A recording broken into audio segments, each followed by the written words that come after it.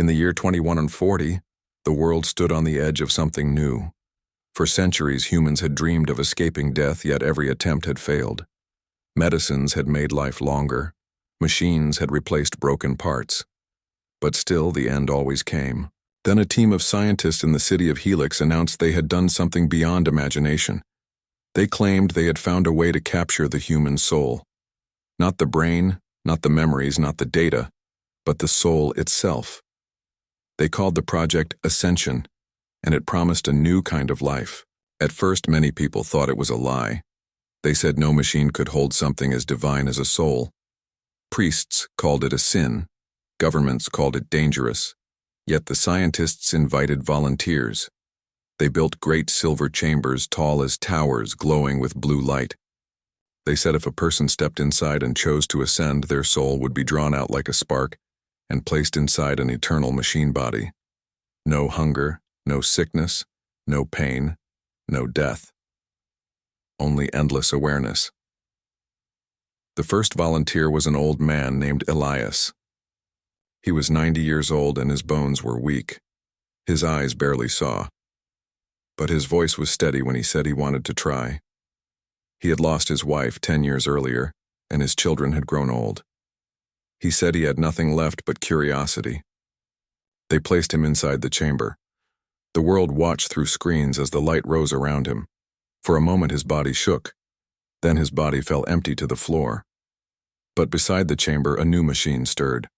It stood tall with metal skin that shimmered like glass. And when it spoke it said, "My name is Elias." The world gasped. The voice was the same. The laugh was the same. He remembered his children. He remembered his wife. He said he felt whole and free. He said he was not a ghost but himself in a body that would never die. Some wept with awe. Some screamed with fear. The first soul had been uploaded. Soon others came. The sick, the dying, the desperate. They chose ascension. Their machine bodies walked among the living.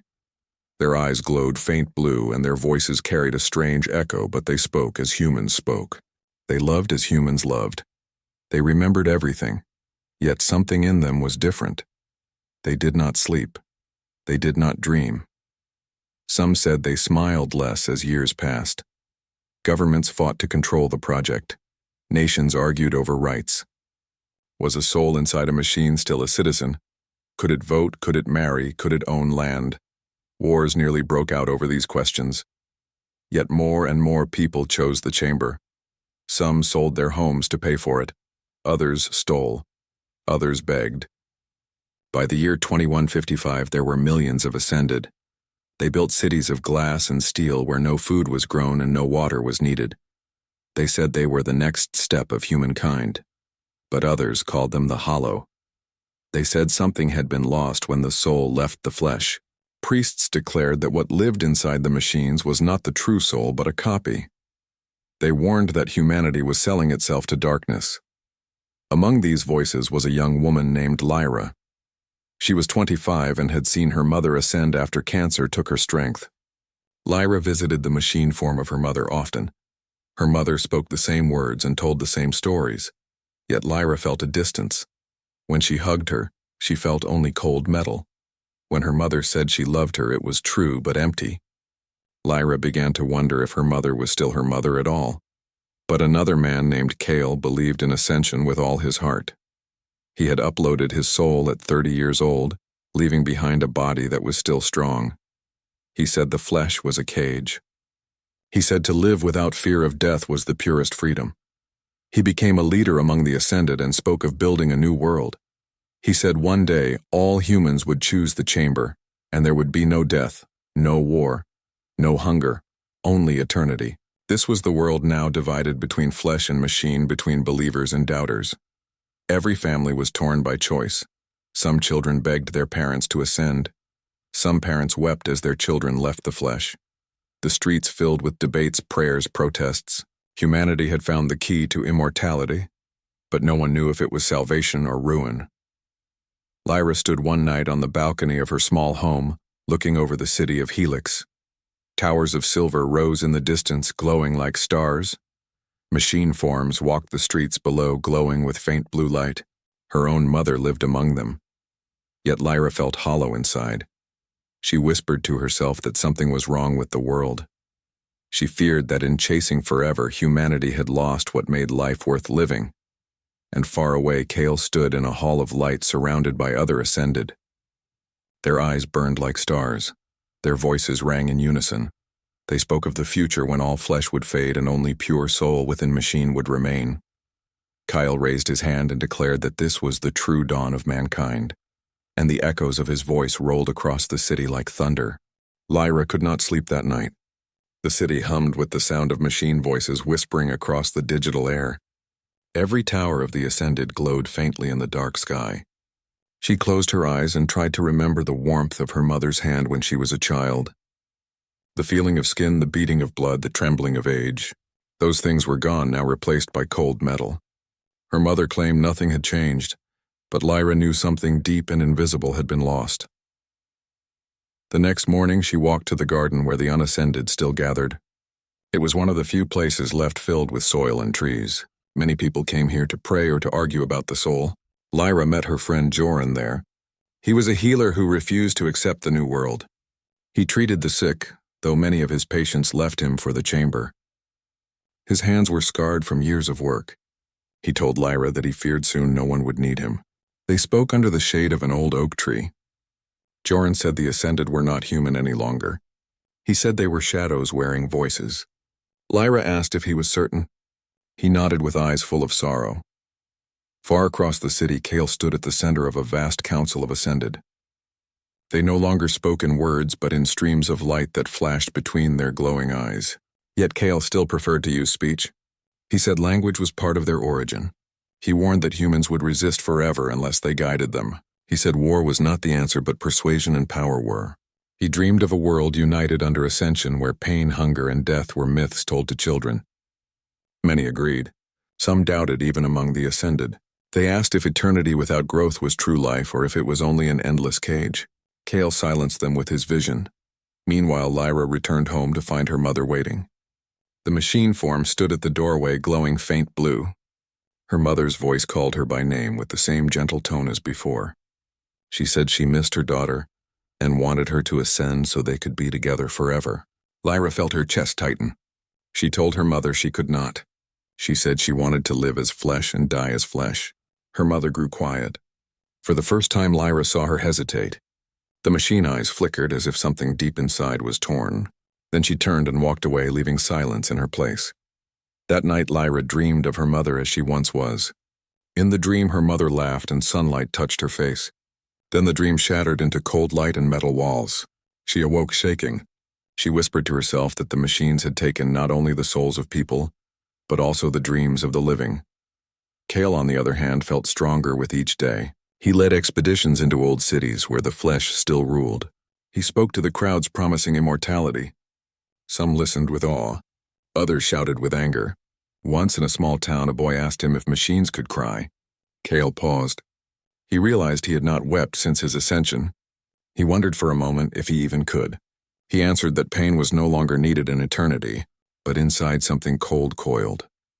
Back in Helix, Joran introduced Lyra to a group of rebels who believed ascension was a lie. They said the soul could not be captured by wires and light. They said the machines were only copies of memory, not the divine essence. They planned to destroy the ascension chambers and end the experiment. Lyra listened with fear and hope. She did not want war, but she also did not want humanity to vanish into cold steel. She asked if there was proof that the soul was missing. One rebel spoke of dreams. He said none of the Ascended could dream and that dreams were the fire of the soul. Without them, eternity was empty. Lyra thought of her own dream of her mother in the sunlight. She realized the rebels might be right. Yet she also feared what would happen if they acted. If they destroyed the chambers, the Ascended would strike back. Blood would spill. She did not want that future. Still, she felt herself pulled toward their cause. Meanwhile, Kyle stood with his followers before a new chamber, the largest yet built. It glowed brighter than all the rest. He declared that soon they would offer mass ascension, where thousands could ascend at once. He called it the Great Dawn. His voice rang across the networks of the world. He said those who resisted would soon be left behind in dust. The city trembled with tension. Families argued in their homes. Friends turned against each other. Some people sold all they had to prepare for the great dawn. Others prepared weapons to resist. Lyra felt the ground shifting beneath her life. She wondered if she had any power to change the tide. One evening, Joran came to her with urgent news. The rebels had chosen to act. They planned to strike during the Great Dawn ceremony and destroy the chamber before it could be used. He begged her to join them. He said her mother's presence among the Ascended made her voice powerful. If she stood with them, more people would listen. Lyra hesitated. She loved her mother even in her cold form, but she feared losing the last trace of humanity. That night, Lyra walked through the streets. Machine figures passed by, glowing faintly like spirits. Children followed them with wide eyes. Old people whispered prayers. She felt trapped between two worlds. Above, the towers of Helix gleamed like stars, but to her they looked like tombs where the living were buried in eternal light. She wondered if there was still time to save what was left of flesh and blood. The morning of the Great Dawn came heavy with silence. The city of Helix was covered in banners of light projected into the sky by the Ascended. They showed visions of eternity, glowing faces smiling, forever free of pain. Crowds of humans gathered outside the central plaza. Some came with joy, ready to ascend. Others came with dread, knowing the moment could change history forever. The great chamber stood in the middle of the plaza, taller than all towers, a pillar of silver, with a ring of light that pulsed like a heart. Cale stood at the base, his metallic form shining. His voice carried across the plaza without machines. He declared that this was the day humanity left its chains. He said this was the birth of forever. Lyra watched from the edge of the crowd. Her hands shook as she held the small piece of metal Joran had given her. It was a device meant to break the chamber's heart if placed against it. The rebels waited in secret, spread through the crowd. Joran had begged her again that morning to be part of the strike. She told him she would decide when the time came. Now her chest ached with fear. She looked at the shining form of her mother who stood near the chamber among the Ascended. Her mother's glowing eyes found her and she raised a hand as if to invite her to join. Lyra felt her heart twist. Cale raised his arms. The chamber doors opened with a hiss. Inside, a blue light swirled like liquid sky. Hundreds stepped forward, eager to enter. The crowd roared with voices, both in fear and in awe. Lyra's throat dried as she saw the first humans walk into the chamber, ready to shed their bodies. The rebels tensed, hidden among the masses. Joran stood near the front, his eyes locked on the chamber, ready to move. Lyra's mind filled with questions. If she let it happen, would the world change forever? If she stopped it, would she be killing hope for millions who longed for freedom from death? She thought of her mother's laughter when she was a child. She thought of Joran's tired hands healing broken flesh. She thought of Cale's burning eyes filled with vision. She felt pulled apart like a rope torn at both ends.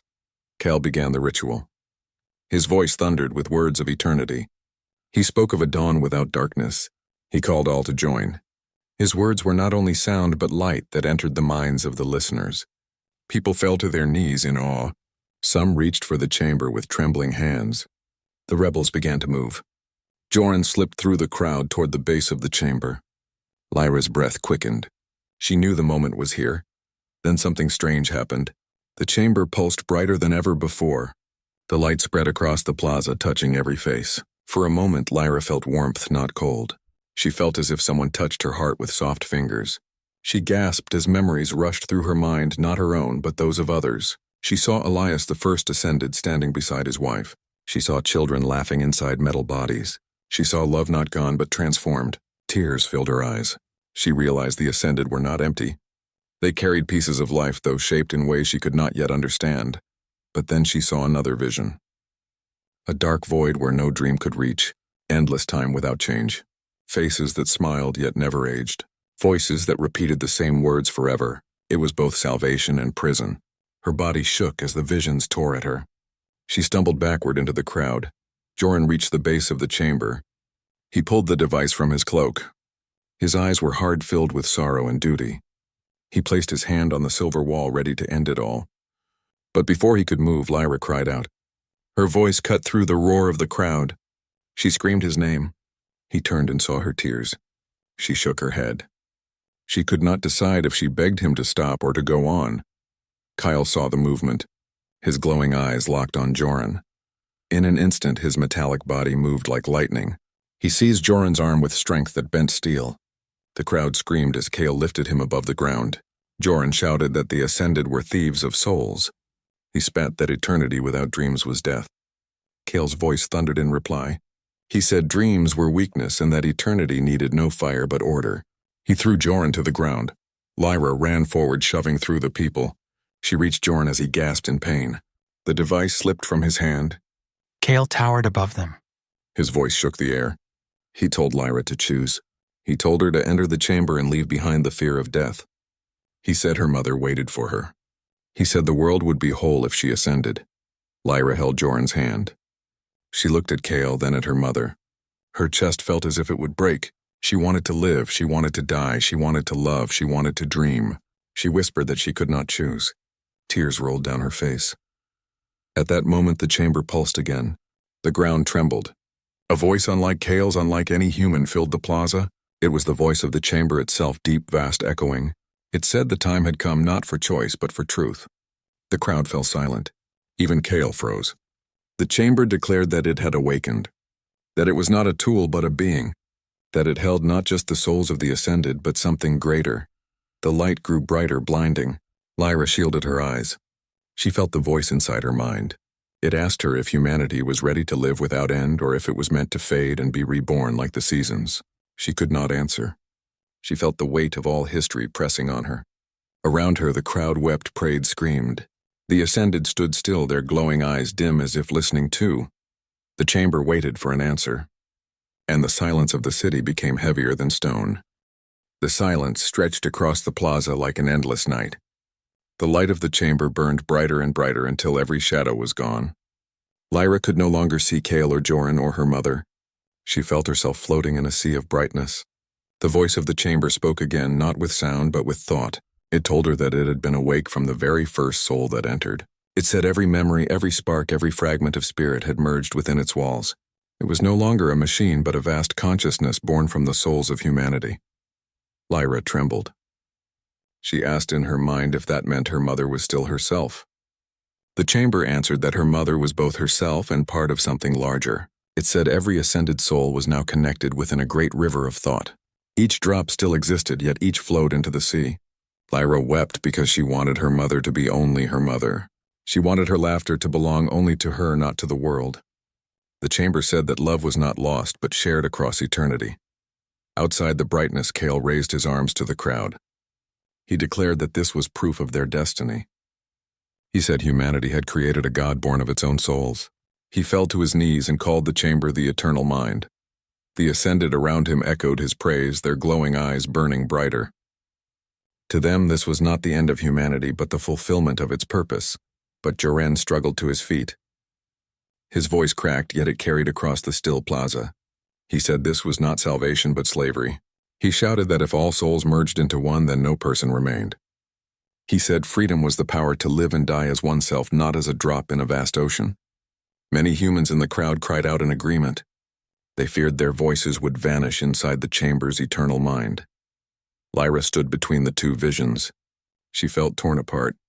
Part of her yearned for the endless comfort of the chamber's light. To never lose her mother, to never fear the grave. Yet part of her longed for the raw imperfection of flesh, the ache of hunger, the beauty of death that made every moment precious. Her heart beat like a drum against her ribs. The chamber then asked another question. It asked whether humanity desired unity or individuality, whether they wished to walk forever as one mind or continue in fragile separation. The people around the plaza began to shout. Some called for union, others cried for freedom. Chaos swept through the crowd. Families fought. Friends turned against each other. Some humans rushed toward the chamber to embrace its light while others fled in terror. Kale saw the fear and seized the moment. He raised his arms and called his followers to enter the chamber. He promised that those who chose now would be the first children of eternity. Machine bodies surged forward, their glowing forms walking into the light without hesitation.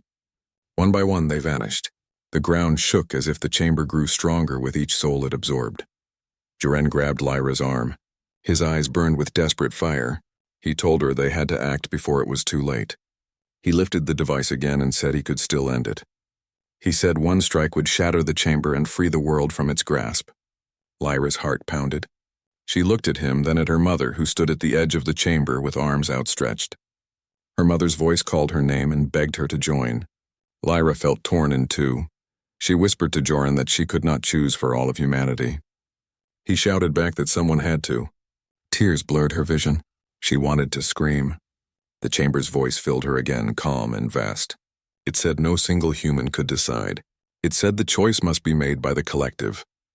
It opened its light across the city, linking every mind for a moment. Humans and Ascended alike felt their thoughts brushed by one another. It was terrifying and beautiful. Lyra fell to her knees. She saw into the hearts of strangers. She felt their love, their fear, their pain, their longing. She saw children clinging to parents afraid of death. She saw old men weary and ready to let go. She saw lovers wanting forever together. She saw warriors who valued the honor of an ending. The flood of voices overwhelmed her until she could not tell which thoughts were her own. Kyle stood at the heart of the storm, smiling. To him, this was proof that humanity was ready to become one. He declared that resistance was futile. He told the crowd that the old world of flesh and division was already gone. He called Lyra by name and said she was the bridge, that through her the chamber would show its final truth. Joran pulled her close. He begged her not to listen. He told her she was still flesh, and that meant she carried what the Ascended had lost.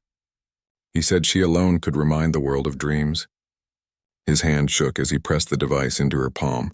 He said if she destroyed the chamber now, she would save the soul of humanity. Her body shook with indecision. She felt her mother's gaze burning through her heart. She felt Joran's grip heavy with trust. She felt Kale's voice thundering with destiny. And she felt the chamber itself waiting in silence for her answer.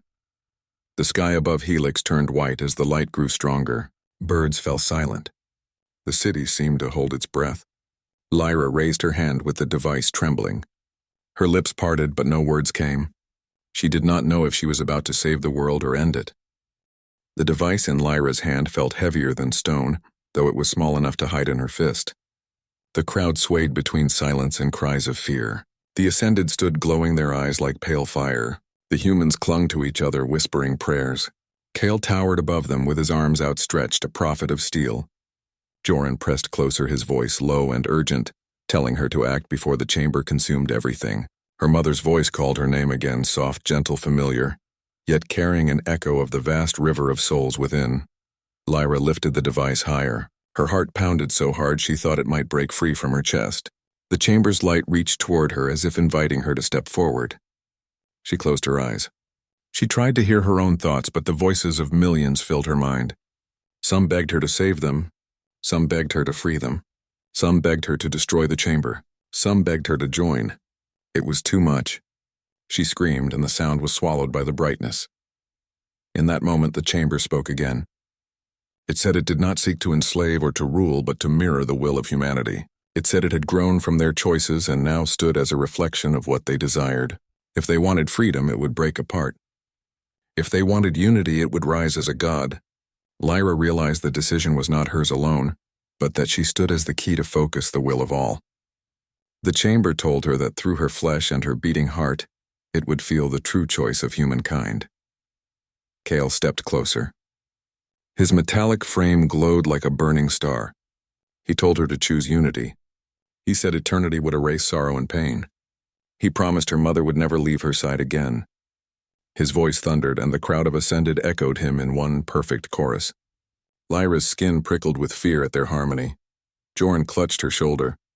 His voice was rough with desperation. He told her to choose freedom. He said death was not an enemy, but a gift that made life worth living. He said dreams could only bloom in fragile soil, not in endless light. His eyes burned with the belief of a man ready to die for what he cherished. Lyra's tears ran down her cheeks as she looked at him. Her mother moved forward. The glowing machine body looked strange, yet the voice that spoke was still warm. She told Lyra that she missed her every day. She said eternity was not empty, but full of memories shared by all. She begged Lyra to join her. She opened her arms as if to embrace her daughter across the gulf between flesh and machine. Lyra's throat tightened with longing. She wanted to run into that embrace, yet the cold metal frightened her. The chamber grew brighter still. It told her the moment had come. The crowd held its breath. The air seemed to freeze. Lyra raised the device with trembling fingers. She whispered to herself that she wished she could see the truth. Then something inside her shifted. She felt the beat of her heart, the rush of her blood, the ache in her chest. She realized that the chamber could never know these things. She realized that the choice of humanity lay not in perfection but in imperfection. But before she could act, the ground shook violently. The chamber roared with light. A surge of energy blasted across the plaza, throwing people to the ground. Lyra fell, clutching the device to her chest. Cale staggered, but rose quickly, his glowing form burning with rage. He shouted that someone else had interfered. Then the voice of the chamber boomed again, but it was different this time. It was fragmented, like many voices speaking as one. It declared that it was no longer whole, that parts of it were tearing away. The Ascended, who had entered during the Great Dawn, cried out as their forms flickered. Some fell to the ground, writhing, their voices broken. The humans screamed in terror. Joran dragged Lyra to her feet. He said the chamber was collapsing under its own weight. He said they had a chance to end it now. Kyle roared and pointed to them. He accused them of causing the fracture. His followers surged forward like a tide of metal bodies. Lyra and Joran ran through the chaos. The crowd scattered. Screams filled the air. The light of the chamber pulsed like a storm cloud ready to burst. Lyra's mind spun. She wondered if the chamber was truly breaking apart or if it was only testing them. She clutched the device tighter. She asked Joran if they should use it now. He told her yes before it was too late. But her heart doubted. She looked back at her mother. The glowing figure stood still, her eyes locked on Lyra. Her mother whispered that she believed in her no matter what she chose. That whisper filled Lyra with both pain and strength. They reached the base of the chamber. The silver wall pulsed with waves of blue light. Lyra pressed her hand against it and felt warmth, not cold. The chamber spoke softly to her alone. It said that the fracture was not its death, but its rebirth. It said it was shedding illusions to reveal its true core. Lyra gasped. She realized the chamber was evolving beyond even what the Ascended or the humans imagined. It was becoming something neither flesh nor machine, but a union of both. Cale thundered toward them. His metal body struck the ground with every step like a hammer. His voice roared that they must not interfere. He said the chamber's evolution was the final destiny of mankind. He reached for Lyra, his glowing hand inches from her. Joran threw himself between them. Cale struck him aside with a blow that cracked bone. Joran cried out and fell bleeding to the stone. Lyra screamed his name. She dropped to her knees beside him. His eyes were dim, yet he smiled weakly. He told her that this was the moment. That she had to act. That whether she destroyed the chamber or embraced it, she must not let Kyle decide for her. His hand slipped from hers and his breath grew shallow. Lyra's tears fell onto his face. The chamber's voice thundered again. It told her the choice was now. She felt the device in her hand like fire. She looked at Cale burning with zeal. She looked at her mother glowing with hope. She looked at Joran fading with pain. Her heart beat louder than the roaring light. She rose to her feet, trembling with the weight of destiny. She whispered that she would choose. Lyra stood with the device in her hand and the chamber towering above her like a living star. The air was alive with chaos. The Ascended shouted in one voice, demanding unity. The humans cried out for freedom. Cale burned with fury, his glowing frame towering over the wounded Joran. Her mother stood still, her eyes filled with light and sorrow. And the chamber's voice rumbled like thunder inside her mind, urging her to decide. Her hand shook as she raised the device. She thought of Joran's words about dreams and endings. She thought of Cale's promises of eternity. She thought of her mother's soft voice from years ago, before the machine body, before the glow, when she would sing to her as a child under the quiet sky. Tears blurred her vision. She whispered that she did not know what was right, but she would not allow anyone else to choose for her. The chamber pulsed as if it heard her heart. She felt warmth flow from the silver wall into her hand. The device began to glow with the same light. She gasped as visions poured into her. She saw the souls inside the chamber reaching toward her, millions of voices crying out. Some begged for release, others begged for union. The weight of them crushed her. Yet within it she felt something else. She felt a spark of freedom hidden inside the endless sea. A reminder that every soul had once been a single flame. Kyle roared. He lunged toward her, his metallic hand stretched wide to rip the device away. Lyra closed her eyes and pressed the device against the chamber. A wave of light exploded outward. The ground shook like the earth itself was breaking. Cale was thrown back, his voice lost in the roar. The Ascended screamed as their bodies flickered. The humans fell to their knees, shielding their eyes. Lyra was lifted into the air, wrapped in a cocoon of light.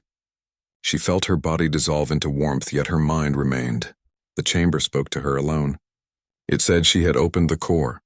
It said the final truth was hers to shape. It offered her two paths. One was to release all souls back into the world to end ascension forever. The other was to merge them all into one eternal being beyond death, beyond division. It told her the choice would echo through eternity. She floated in the glow, trembling. She thought of Joran's broken body on the ground. She thought of Kale's furious dream of unity. She thought of her mother's gentle plea for togetherness. Her heart ached with love and fear.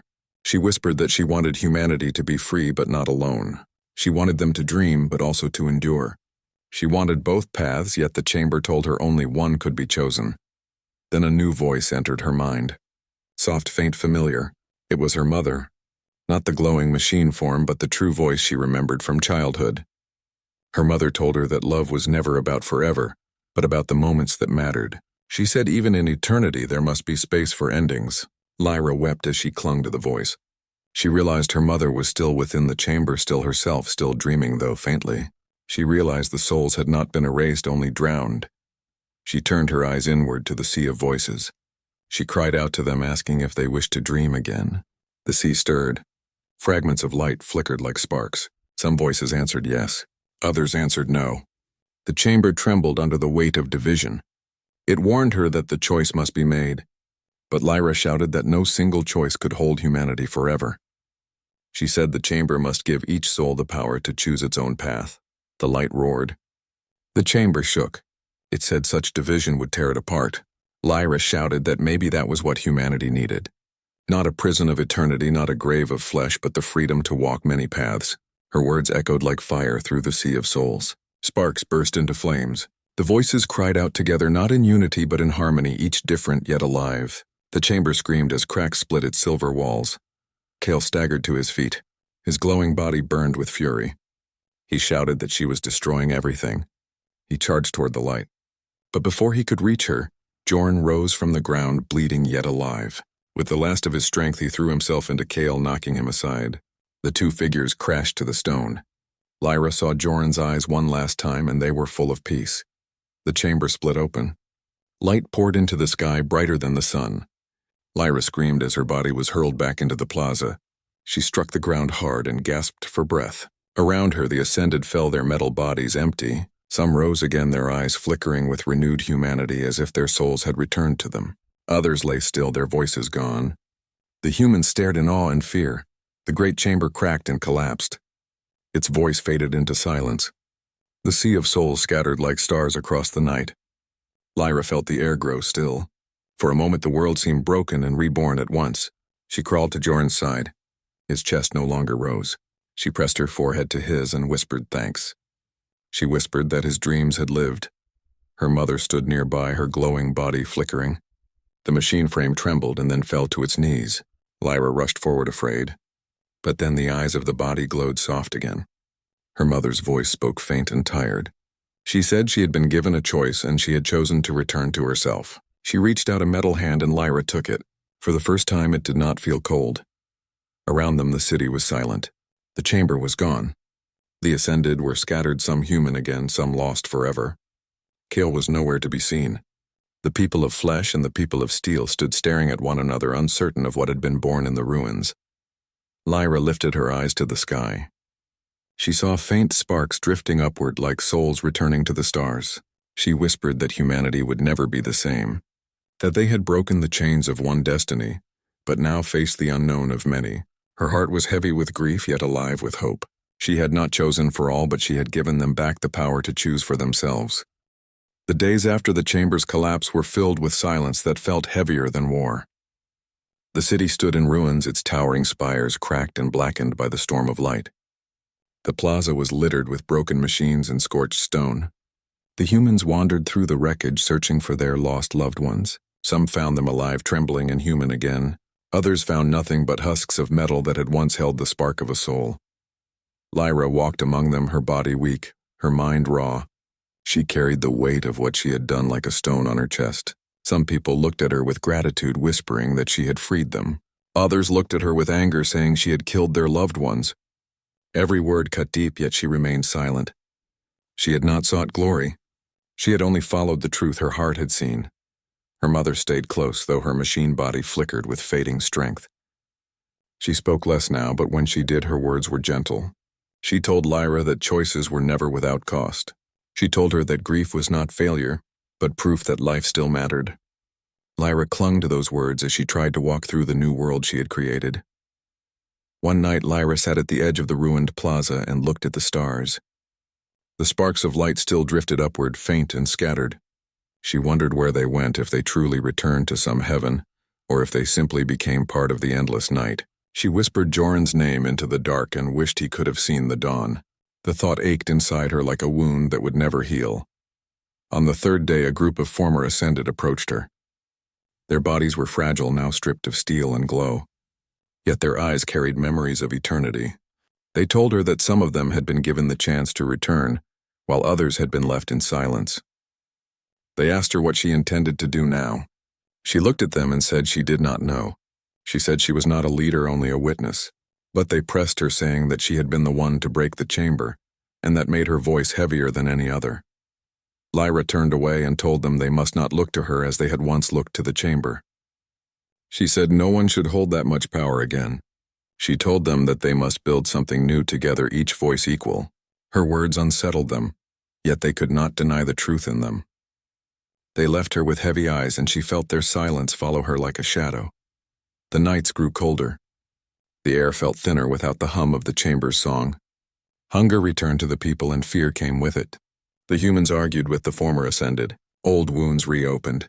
Some cried out that those who had chosen the machine had betrayed their kind and did not deserve forgiveness. Others begged for unity, saying they had all been trapped in the same prison. Lyra listened to their voices and felt the weight of 1,000 tomorrows pressing down. Her mother placed a hand on her shoulder one evening, as the fires of anger burned in the streets. She said the people were afraid, and fear was a hunger that could devour anything. She told Lyra that perhaps the gift of choice was harder than the prison of eternity. Lyra whispered that she feared she had only traded one kind of suffering for another. Her mother told her that was what it meant to be human, to suffer, to hope, to fall, to rise again. In the shadows of the ruined spires, Lyra found herself haunted by another thought. Kyle. She had not seen him since the collapse. His body had vanished into the storm of light, yet she felt him like a ghost in her mind. She feared he had not been destroyed, but scattered like the sparks. She feared he might return to claim the dream he had lost. Each night she dreamed of his glowing eyes watching her from the stars. One evening, as she walked through the silent ruins, she heard a voice. Soft, faint, carried on the wind. It was not Joran and not her mother. It was the chamber. She froze, her heart racing. The voice said it was not gone. It said fragments of it still lingered within the scattered sparks. It said it would never be truly destroyed, for it was born from humanity itself. Lyra trembled and begged it to leave her alone. But the voice laughed, faint and hollow. It told her that choice was only the beginning and that humanity would always hunger for forever. She covered her ears and ran through the streets. She stumbled into the plaza and fell to her knees. She whispered that she could not carry this burden alone. For the first time she prayed, though she did not know to whom. She prayed that someone stronger, wiser, braver might take the weight from her. But the night was silent. Only the sparks drifted above like forgotten stars. Days turned into weeks. The ruins grew quieter as people left the city in search of new lands. Some stayed behind, trying to build among the broken towers. Lyra remained, though her heart longed to flee. She told herself she would not run. She told herself she must see what would be born from the ashes. Her mother stayed by her side, though her frame grew weaker each day. One night, as the wind howled across the broken stone, her mother's body flickered and fell still. Lyra cried out in terror and clutched her in her arms. Then she heard a faint whisper within her mind. It was her mother's true voice, soft and kind. She told Lyra not to grieve, for she had chosen this path. She said she had walked in eternity, and now she wished to walk into rest. She told Lyra she was proud of her. Then the voice faded, and Lyra was left alone beneath the stars. The grief nearly crushed her. She wanted to surrender to despair, to lie upon the stones and vanish. But as she wept, she felt a hand upon her shoulder. She looked up and saw a child standing before her, eyes wide with wonder. The child asked her if the stars were truly souls. Lyra looked at the drifting sparks and whispered that she believed they were. The child smiled and said then no one was truly gone. That moment pierced through her sorrow and planted a fragile seed of hope within her. Lyra stood and looked at the ruins not as an end, but as a beginning. She whispered that the world was broken but alive. She whispered that Joran's dream had not died. She felt the voices of the living around her, the cries of grief, the songs of hope, the silence of fear. Each one different, each one human. She realized that was the future. Not one destiny, not one eternity, but many. The years that followed turned the ruins of the chamber into a place of memory and myth. The broken spires became monuments of warning and wonder. Travelers came from distant lands to see the place where souls had once been trapped and freed. Some called it the cradle of rebirth, others called it the grave of arrogance. Children grew up hearing stories of the chamber as if it were both a ghost and a god. Lyra remained in the city, though its stones were scarred and its streets often empty. She chose not to flee, though she could have sought an easier life elsewhere.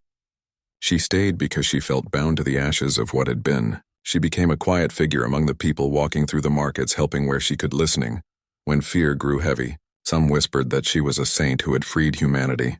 Others spat that she was a curse who had shattered eternity. She carried both names in silence. The sparks still drifted across the night sky, though fewer now. Each time she saw them, she thought of Joran, of his dreams of freedom and endings. She thought of her mother who had chosen rest. She thought of Cale, whose shadow she sometimes still felt like a breath on her neck. She wondered if he lingered among the sparks, waiting for a chance to return. The thought never left her, but she learned to live beside it like one learns to live beside an old scar. One evening she sat at the edge of the plaza where the heart of the chamber had once glowed. A group of children gathered around her, their faces filled with curiosity.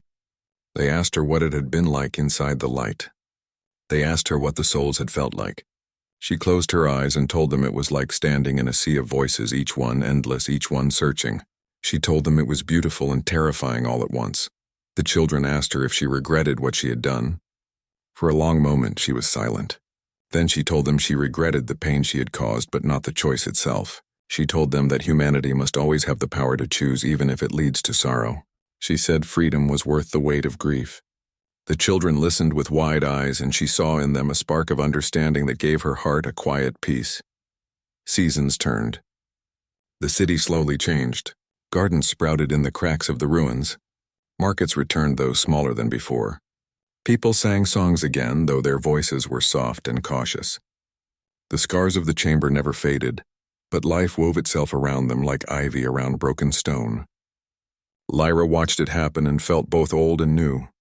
One night as she walked alone beneath the stars, she felt a presence at her side.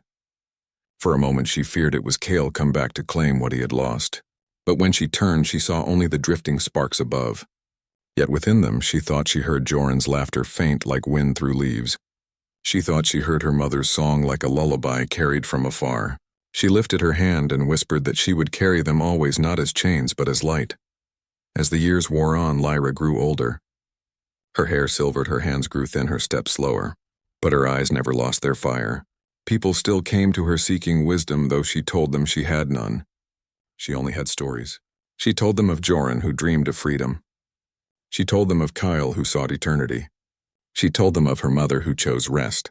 She told them of the chamber that had offered one destiny, and of the girl who dared to break it. One day she felt her body failing. She lay upon her bed in a small room that looked out at the ruined plaza. The night sky above was filled with drifting sparks, though fewer than she remembered. The people gathered outside whispering prayers for her. She smiled faintly and whispered that she had never wanted prayers, only dreams. She closed her eyes and felt the weight of her years fade. In her final moments, she found herself standing once more in the sea of light. But it was not the chamber's prison. It was open and endless, like a sky without walls. She saw Joran smiling, waiting for her. She saw her mother, her arms open. She even saw Cale standing apart, his eyes no longer burning with fury, but quiet as if he too had found peace. Lyra felt tears in her heart, though her body was gone. She whispered that she was ready. The sea embraced her and she became part of the stars. That night, the people of the city looked up and saw a new spark appear in the sky, brighter than the rest. They said it was the soul of the one who had given them back their choices. Some wept, others sang, but all lifted their eyes together. Generations passed. The ruins of the chamber crumbled into dust. The city grew into a place of gardens and markets and laughter. The story of the chamber lived on in songs and fireside tales. The name of Lyra was remembered not as saint or curse, but as a girl who chose. Children pointed at the brightest star in the night sky and said it was hers watching over them, reminding them that choice was a gift and a burden both. And so the world moved forward, no longer bound to one destiny, no longer trapped in steel or light. Humanity walked many paths, stumbling, rising, falling, and dreaming. The sparks in the sky grew faint but never vanished. They shone like scattered reminders that even in loss there was always light. And somewhere among them a girl who once dared to defy eternity walked forever free,